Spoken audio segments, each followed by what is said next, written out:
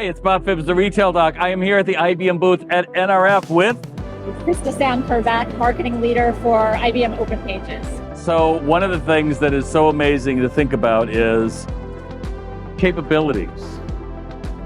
You think of these data sets that are out there in the world. All we heard about at NRF for years is retailers are dying from overload of data because they built all these legacy systems and it's all up in either in the cloud or servers or whatever. So what do they do with all of that? How does that fit into an AI world?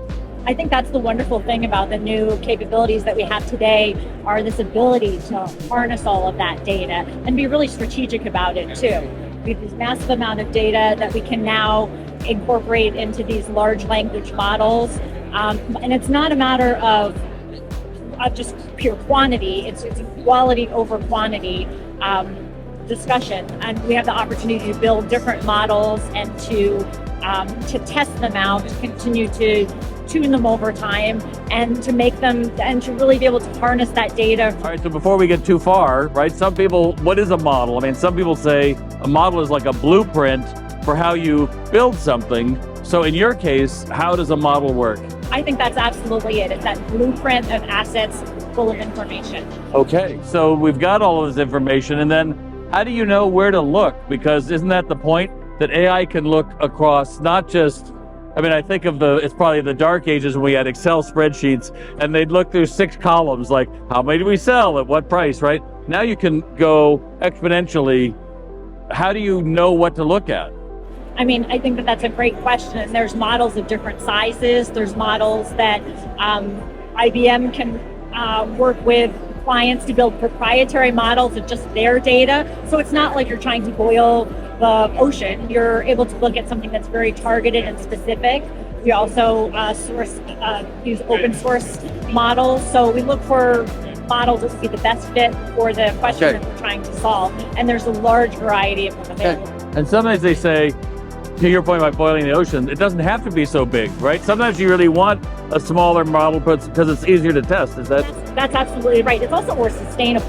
That's really important, is that these large language models can consume enormous amounts of energy. And so sometimes it's even better, it's going to be faster, it's going to use less water and other resources. Okay. I noticed on one of the, I was talking to Paul early, and they were showing how the database, it showed accuracy was like 7.7, and then I forget what the second one was, and then the third one was speed. And so I was asking about accuracy, and he said, well, this is 7.7. If we change the database, for example, instead of asking 2 questions, we're going to ask 3.